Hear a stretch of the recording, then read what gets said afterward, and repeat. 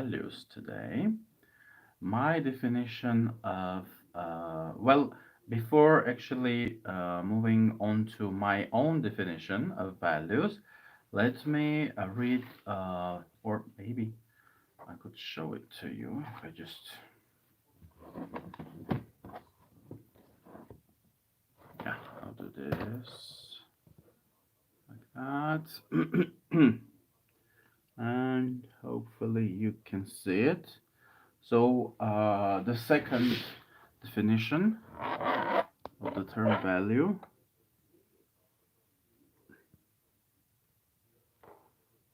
just a sec. Principles of or standards of behavior, one's judgment of what is important in life. Right? So this is a good definition of values, like according to you, what matters for you. Yeah. So values are quite subjective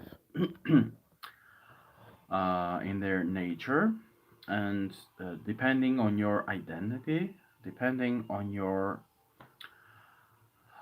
priorities, you may hold something as valuable or as a value, and disagree that something else is a value or is equally a value. Yeah. If we speak of the values as nouns.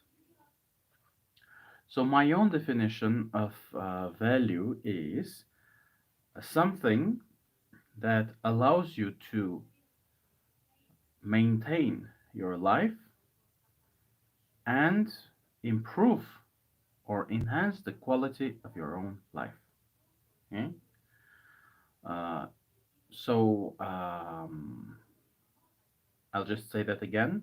Something that allows you to maintain maintain your life or improve the quality of your life. Yeah. So that's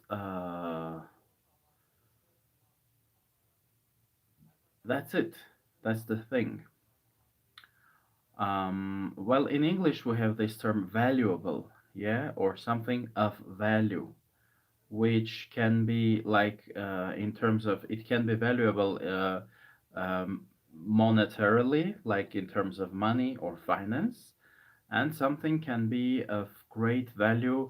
Let's say I got some special object which is given to me by someone I value a lot, a present, anything, a statuette or whatever, yeah. So if it's given to me by someone special or a famous person, it can be of great value to me and maybe to some other individuals as well, or solely to me. Yeah, if you have some like relic, some item which is left to you by someone you loved and who passed away, that thing might be very valuable to you, right? So this is an important discussion because lots of people when they think of values or they speak of values, especially in collectivist paradigms, they can worship death, they can worship self-immolation, self-sacrifice, like fatherland is my greatest value, and I'm ready to destroy myself and give my life away to protect my fatherland. Yeah. Um, so from the perspective of a biocentric person, biocentric, bios in ancient Greek means life, and center, well, it's the same. So centered around life. If you are biocentric, your thoughts and your motivations are centered. They are revolving around life, not around death. Yeah.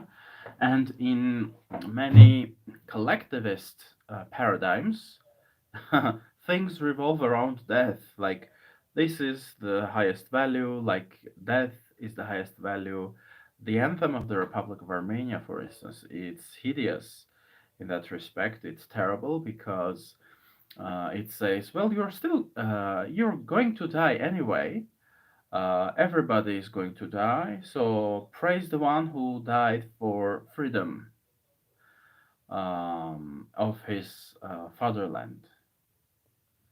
Well, dying for the freedom of your fatherland. Well, that doesn't sound really humanistic. That doesn't sound very constructive or creative or even positive. I imagine like sceneries of war and, men with guns killing each other. That's normally what they mean when they say die for your fatherland. So it's quite militaristic. It's worshipping war, it's worshipping violence, it's worshipping death. Yeah. So we have some dissonance and disagreement in that respect.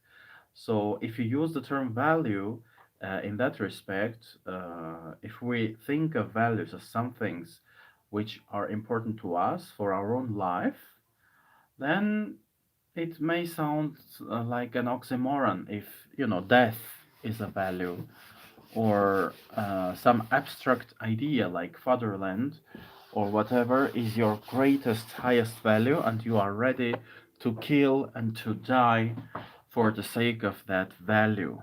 So you destroy and you get destroyed. We got this word in English, oxymoron. It's like something which is uh,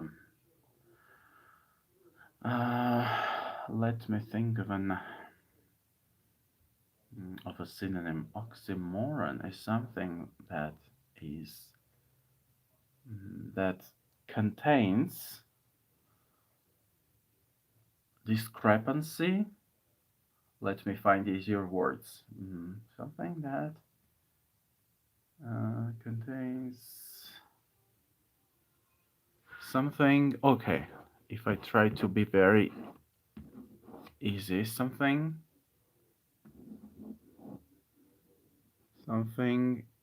that is not possible,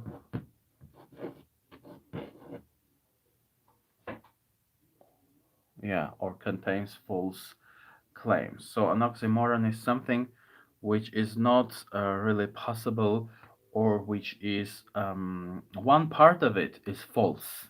Yeah. So being pro-life and killing people is an oxymoron. It contains some discrepancy. Yeah. Okay. So I'd like to talk to you about also the definition of value according to Ayn Rand. As an objectivist, like Ayn Rand is the founder of objectivism, a famous American writer and philosopher. She was born in Tsarist Russia, moved to the US, wrote like books that became very popular, The Fountainhead, Atlas Shrugged, With a Living, etc. And she created a whole philosophy called objectivism. So, value is that which propels you to act. I'm not quoting, yeah, because I translated all my notes into Armenian because I made this course in Armenian first. So I'm interpreting this, translating it live. So it's not exact. Okay, I don't remember the exact English wording, but it's pretty close. So values are things that propel you to act in order to acquire or maintain something that you already have. So if like right now I'm good, I don't need anything. It means I have everything that I need. When I feel like I need something which I don't have, like I don't have in my house, maybe there is no water, yeah, so I need to get water. So that's, water becomes valuable to me. Or maybe I need to learn something. I need to learn how to drive or whatever. Yeah. So that becomes a value to me, something of value or valuable. And I'm ready to exchange, yeah, to get what I want by giving the person something that the person wants. For instance, maybe they want money. Yeah, I can give them money, or maybe we could barter and we could exchange. Like maybe I can give him some food, or I can teach him something and learn whatever I need from him. Yeah, so we can barter as well. So that's what value is according to Ayn Rand. Yeah, in objectivism, uh, we have a very interesting perception and I could say hierarchy of values.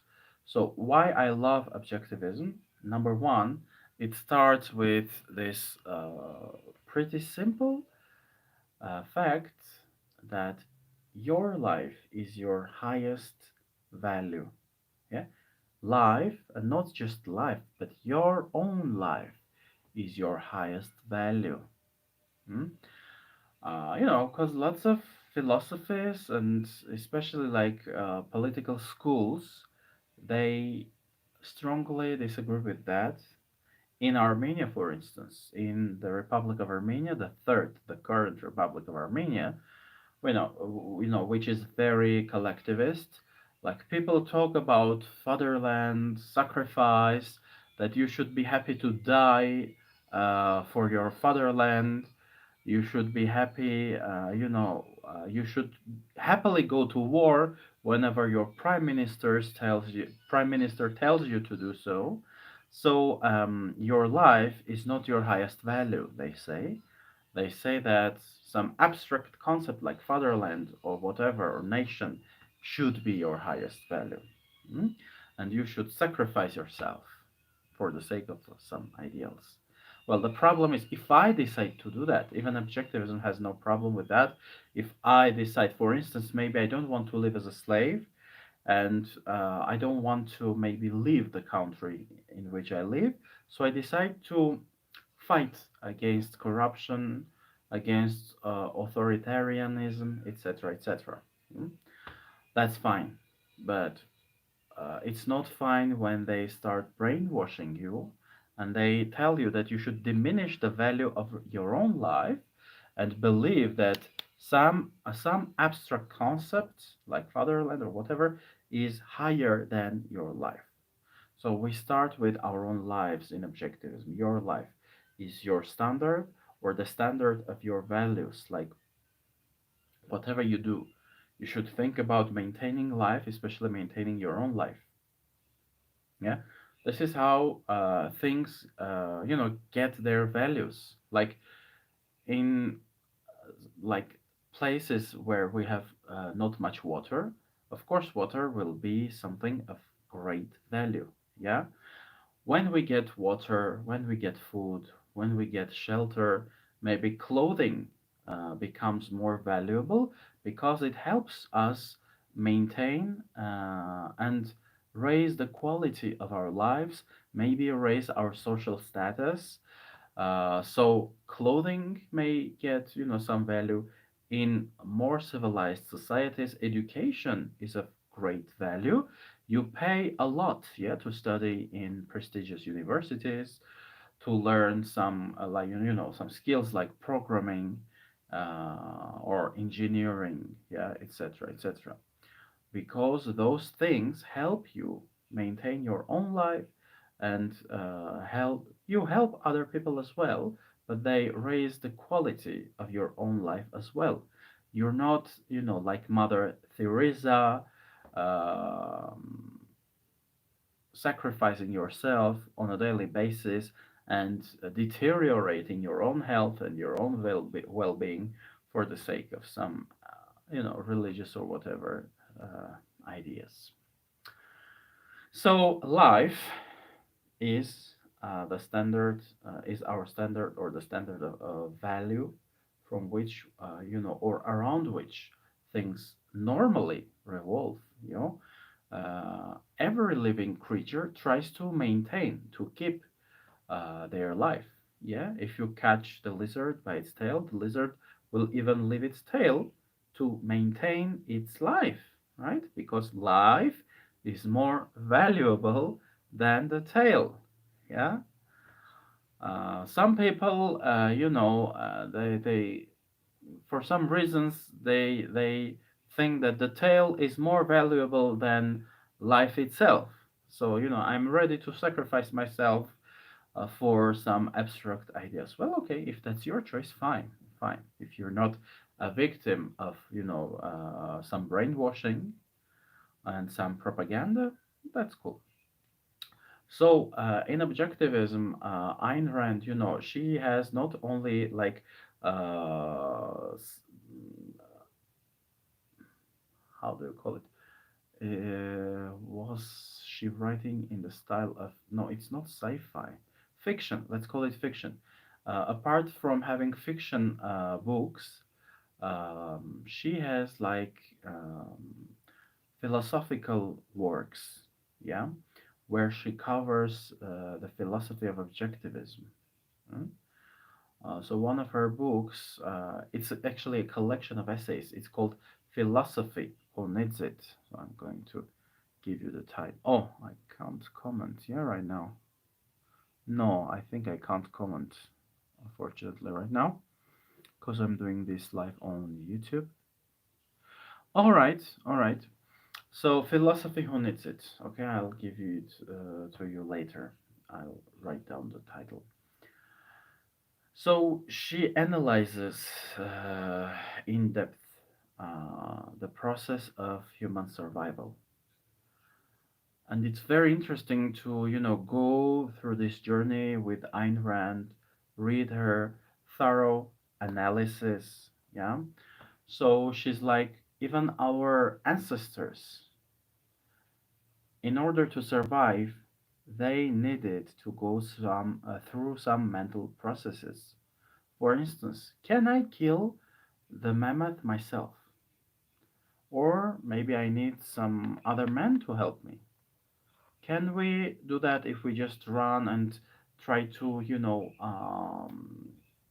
overpower him with our fingers and nails? Can we do that? Or maybe we need some tools. Well, what can we use?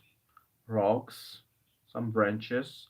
I could sharpen maybe some branch, some piece of wood, and make a spear out of it.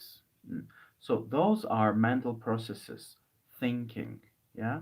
So even the basic, for basic survival, you need to be rational. You need to be reasonable. If I'm like, oh, I'm hungry, let me swallow some rocks, will that work? Or I'm hungry, let me pray to the spirits of my ancestors, to the gods, or the only and true God, whatever. Does that work?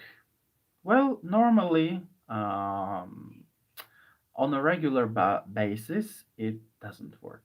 Yeah. Or else, people would solve all their problems with just praying.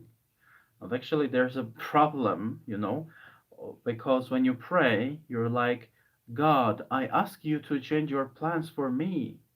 If you believe in an all powerful God who knows everything, who planned everything, why don't you go with the flow and you pray and you ask God to change his plans for your own sake? Yeah, that's a good example of an oxymoron. So, prayer, especially prayer in religions where they worship all powerful, all knowing gods like Christianity, Islam, Judaism, maybe Hinduism, yeah, um, it's an oxymoron because God knows everything, God designed everything, God planned everything. So why even bother praying? Yeah. Don't you trust your God? Don't you know He's all powerful? Okay. So being reasonable. So reason is your second value, if we take life as your primary first value, reason is the thing that allows you to stay alive and improve the quality of your life.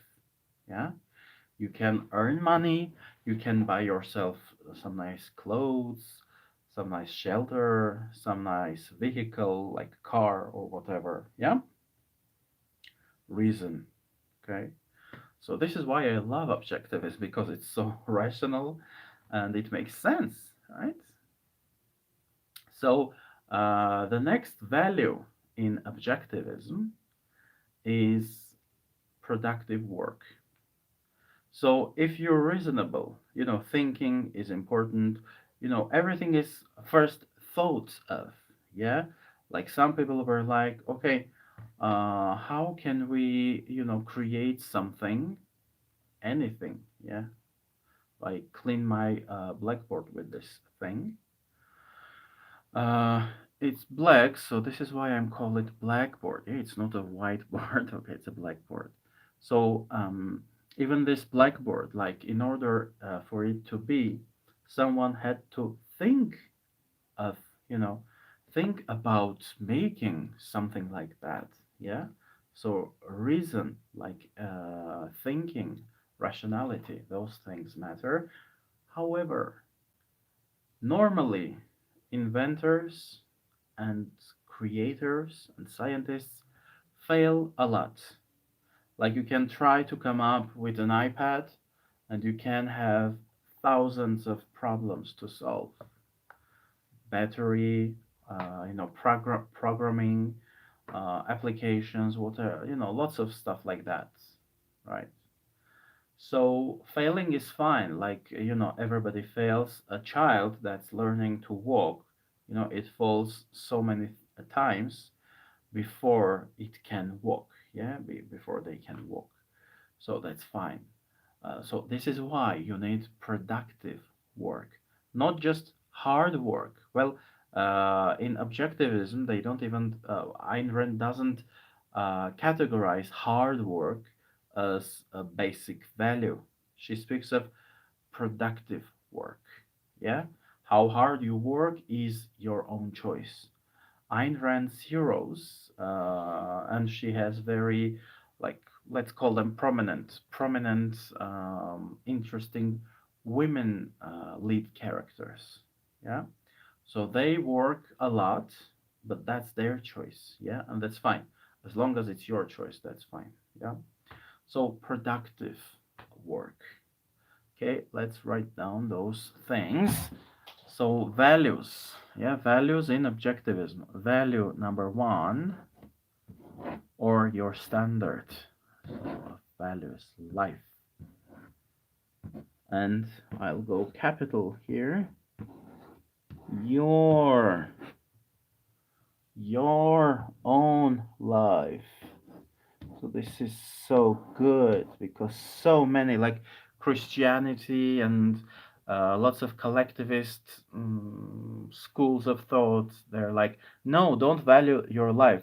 There's a better world. You should pray to God. You should hate this life to go somewhere else, where it's better, blah, blah, blah. So your life doesn't matter, etc., etc. So I love objectivism for this. Your life, yeah. So then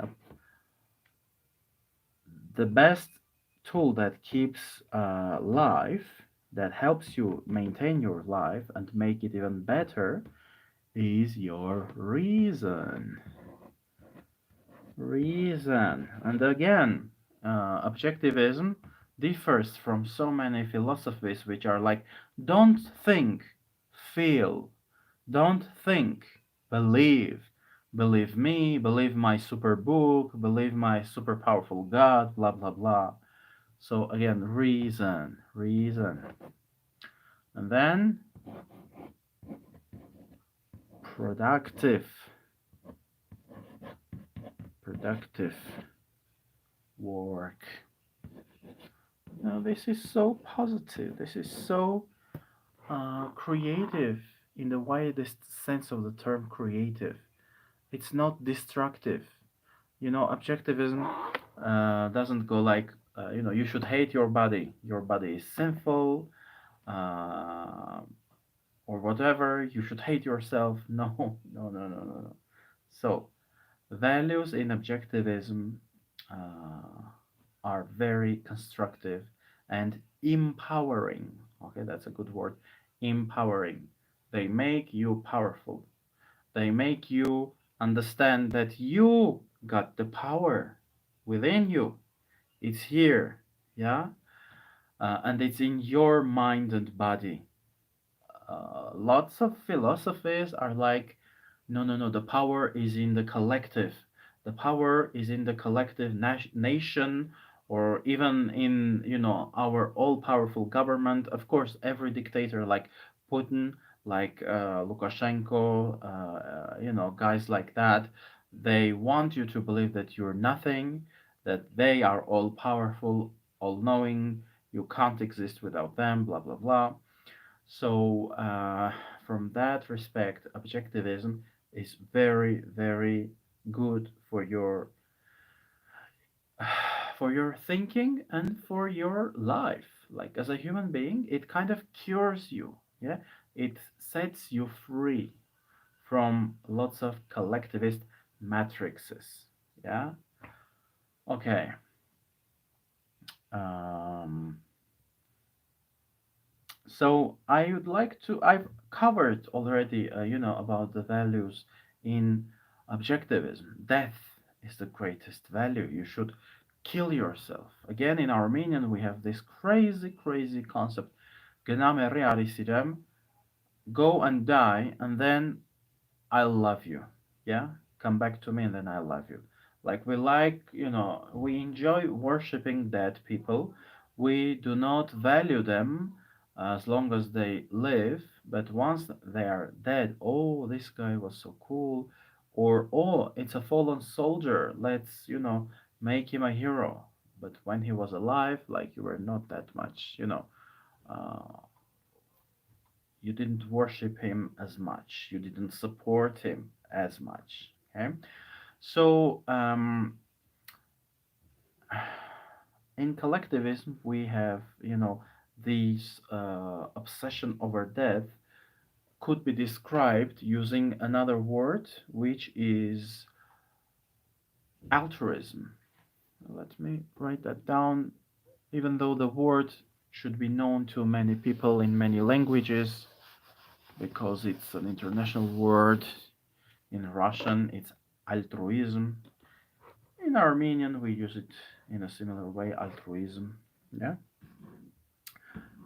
Alter is a Latin word. Alter, meaning other. Yes, the other. Alter. From this word, alter, other, the other, we've got altruism. Is altruism is this paradigm where everyone is higher than you. You think of others, of the other, yeah, of the altar, before you think of yourself. So if you go to the extreme, like I can't eat as long as my neighbor uh, didn't eat. I shouldn't be happy as long as all the children in all the continents are happy. Yeah, if we go to the extremes. Think of Mother Teresa, whom I already mentioned. Like, you should suffer, and your life should be service. You should turn your life into service and servitude, which is a synonym of slavery. Yeah, if you go to the extreme. Again, if you choose that, well, that's your choice. Okay, all right. But if it's propagated as the best thing you can ever do, just like in Christianity, if children are, brought up in this spirit, well, things get very ugly. How long will you last if you, for instance, If instead of working 6 or 4 hours per day, 4 or 5 days per week, you work 8 or 10 or more hours, 6 days per week. How long will you last? What impact will that have on your mental health and on your physical health? Hmm?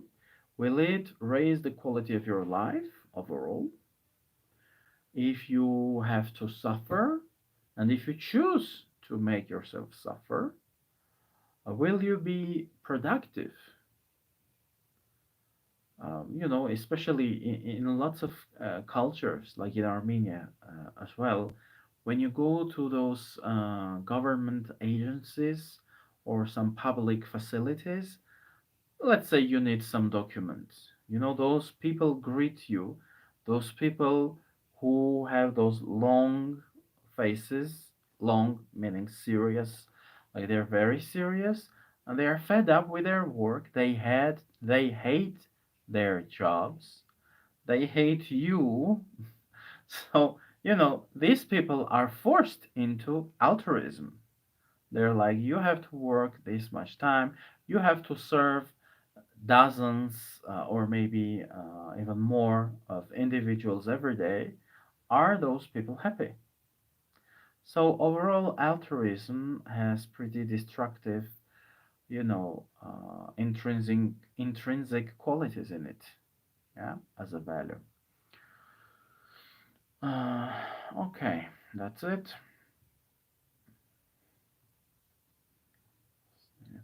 Um, Overall, okay, I'll give you this. Again, politics can be viewed as part of philosophy as a whole. Okay, so I'm just going to leave a few notes.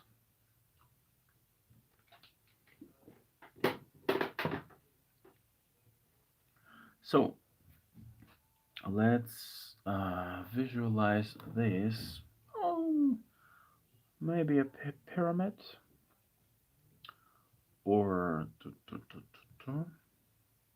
Mm, well, you can use different systems of visualization. Okay, we've got our pyramid, a very important Masonic sign, right? Because this is a stable structure, it maintains itself, right? So, in terms of politics, our pyramid has a few levels or components. Yeah, the lowest of them is called metaphysics. Metaphysics.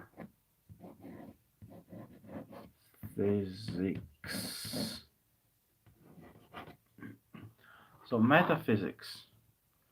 Physis in Greek means nature.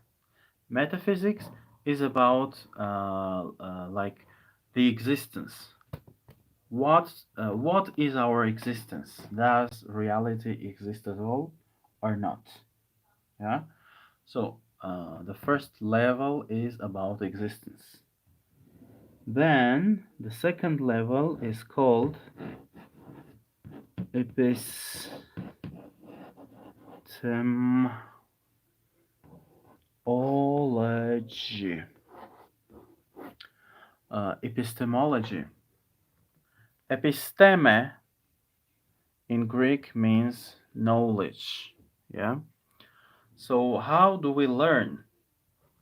How is knowledge possible? Can you, for instance, just pray and learn to drive through prayer? Is it possible? Is it practical?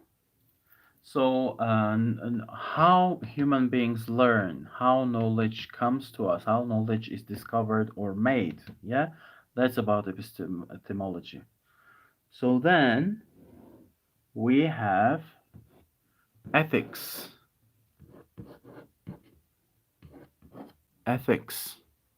So, what's good, what's evil? how you should think of whatever you want to think of, how you should decide what to do. It's the realm of ethics. Yeah, ethics. Ethos, again, another Greek word, which could be translated as spirit, like in the spirit of what you are going to decide to help or to reject someone, that's the realm of ethics. So classical, lots of philosophical schools only concern themselves with those three branches. Metaphysics, which is sometimes also called by another name, ontology, for instance, ontology. Yeah, you could see that term as well. Then epistemology, and epistemology has another synonym, gnoseology. Again, a Greek word, gnosis. Gnosis or gnosis is knowledge, yeah? So gnoseology, gnoseology, gnoseology is another term for epistemology. And then we've got ethics. Here's another reason I'm fond of objectivism. Ayn Rand goes further. Well, some also, other schools of philosophy. They're like Plato, for instance, has his own politics in his own philosophy. Ayn Rand is like politics. Politics is also part of this philosophy, this philosophy structure. Yeah. So we got politics and objectivism. It goes pretty deep into politics. There are some political schools which lack those fundamental parts, like for many libertarians, you know, metaphysics, epistemology, it's not my business, it's none of my business. You should decide for yourself. So I don't allow myself to go into this, or I don't have this structure. I'm only concerned with politics. Well, the thing is, politics is made based on those things. Like, if your epistemology is irrational, your politics is going to be pretty irrational and collectivist. Yeah, just like we see in lots of societies. Yeah, across the globe, especially post-Soviet countries. It's so visible. Like they tried to come up with some democracies, but a lot of them failed. And it's not just about those leaders like Putin or Lukashenko. The society or lots of people in the society, they think in outdated communist, yeah, USSR era terms. So whatever they try to do, they end up with, communism or with totalitarianism, because they don't, you know, think about those layers, yeah, their worldviews. And then in the end, we have aesthetics. Aesthetics.